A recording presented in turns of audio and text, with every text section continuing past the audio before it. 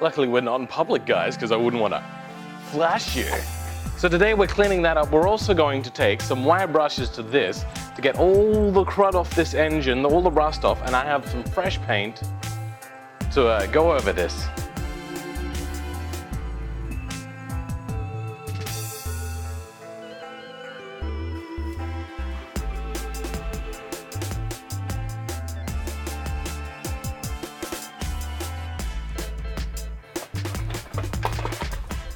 But before we send metal shards and dust and dirt flying everywhere, we're gonna have to stick the oil pan on this thing. I've also never used thread locker before, but I'm assuming this is one of those situations where you may want it, so then, I don't know, say a screw doesn't fall out into the engine.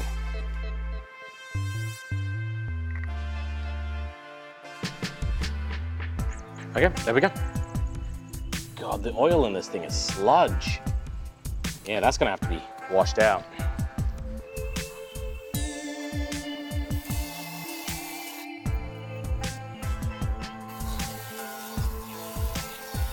Cleaning this out with petrol would actually probably be a better idea, since petrol is cheaper than this. Good thing, it just so happens I have some petrol hanging around.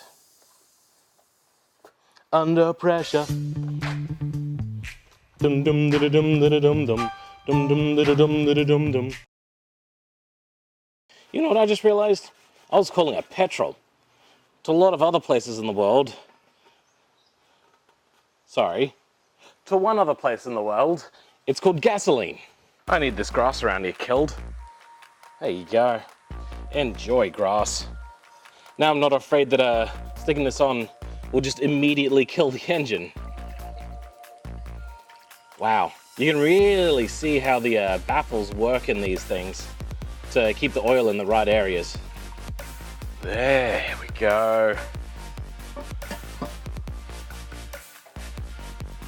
Absolutely amazing. That is standardized parts for you.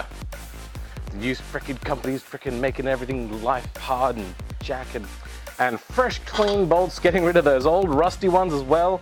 Man, this is a win all round for this swap. Now, the lucky thing is this engine block is the same as the road going engine blocks, and I believe that if this engine block does prove to be a problem, I can go out and get myself another regular engine. You know what, it might even fit in there. No, probably wider bore, wouldn't you say? Could try and measure it. Nah. Anyway, so I can go get myself a regular engine block, and apparently it's just the crank that's stroked out. It's not bored out to any extra width. And the head will also fit on because the heads are quite universal. Everything is just looking up for this. I don't know what that is. Something to do with carburetors that I don't care about.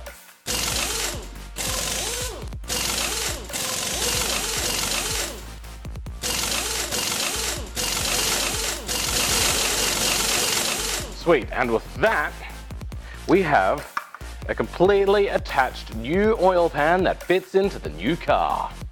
Oh, the holes are there and ready and waiting and everything. Standardized parts. God, I hate working on other cars like Fords and Holdens and Holdens. That's got me thinking about an extra little doodad. If this engine block is so exactly the same, I should be able to use the terrible engine mounts that come with it to go on here. That has a lot of crustiness. Grody.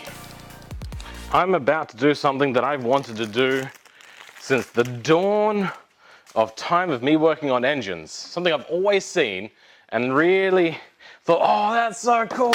I want to do that. Oh, yeah.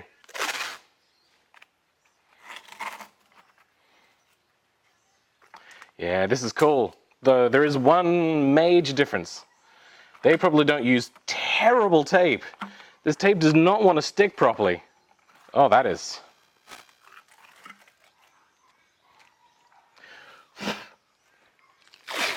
So I had this engine worked over by people at Rick Corbett's. And they did a fantastic job of getting this head to look spick and span, and then I ruined it by porting out the heads a little bit.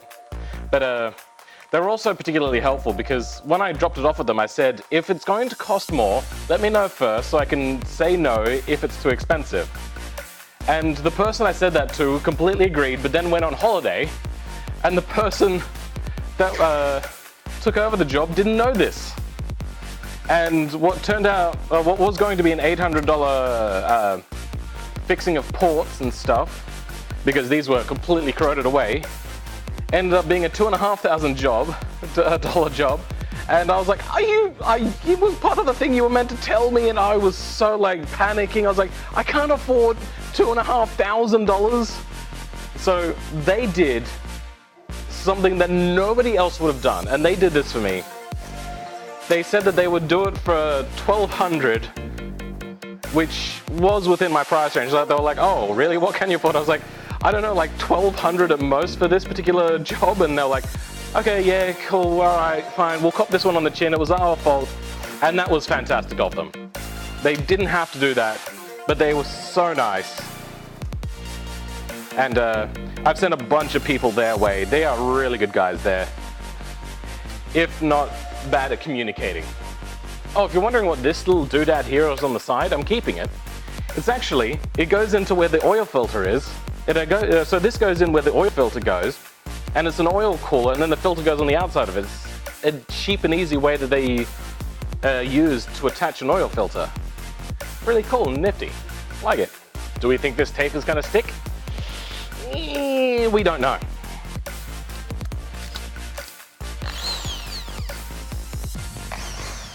Probably should be wearing safety glasses, but these will do.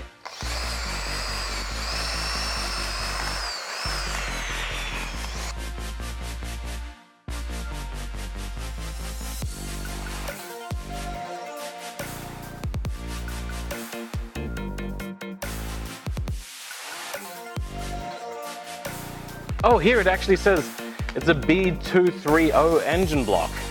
So there you go, right there, B230, which is just your regular Volvo engine block.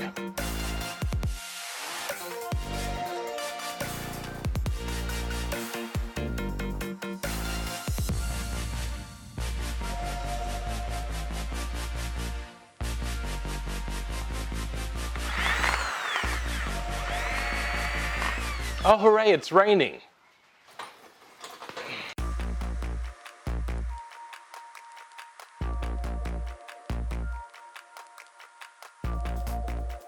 I turned on the air compressor to blow the stuff away!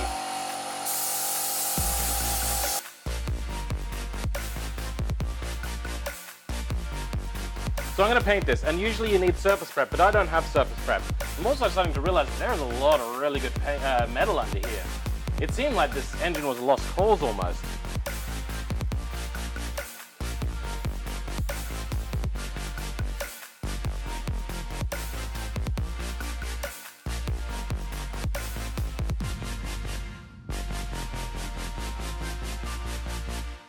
It seems we've also hit another bit of a problem here, is the clouds have come out and it's really dark and I don't have lights in this shed, and I'm starting to struggle to be able to see in here, it's so dark. And I can't go outside because it's raining. So I'm gonna have to pick this up 3 days later. Well, I painted that engine, and whilst I was doing that, I started mounting some accessories on there. And one of the things I realized is that alternator almost fits on perfectly. I just need to tap one hole, but I could probably take these off now and put them on there as well. So yeah, I also did some painting, made it all look pretty, started to fit an alternator on.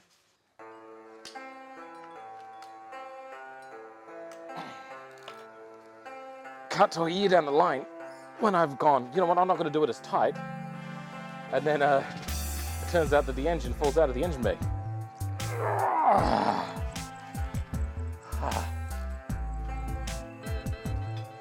Oh, so here's a lovely little dilemma. This oil cooler rig that we got here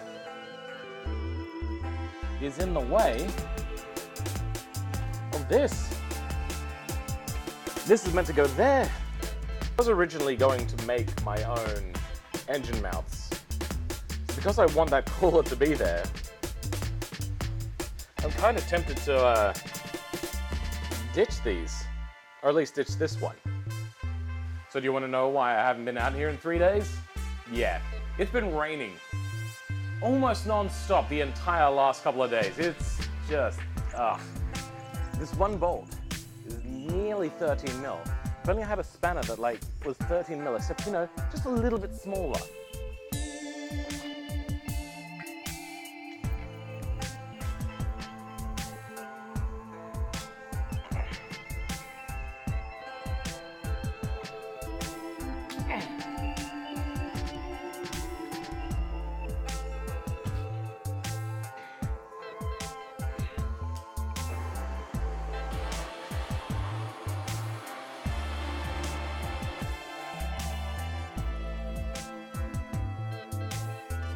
Oh, there we go. Kill it with fire. It's always the solution, right? My goodness. Can't touch this. You know, we're gonna leave that on the rain so it cools down. Alright. Where does this fit? Nope. Yes. In those three. Okay. Let's see what we got here. So we have one threaded. That one needs to be threaded. And that one also needs to be threaded. All right, we have 3 bolts that need to be threaded. And that requires me to go get some threading stuff. And I don't have those tools. And they're expensive. So now, that can go on. Oh, bro. Engine mounts are going on the engine. Whoop, whoop. So I've decided this has to come off.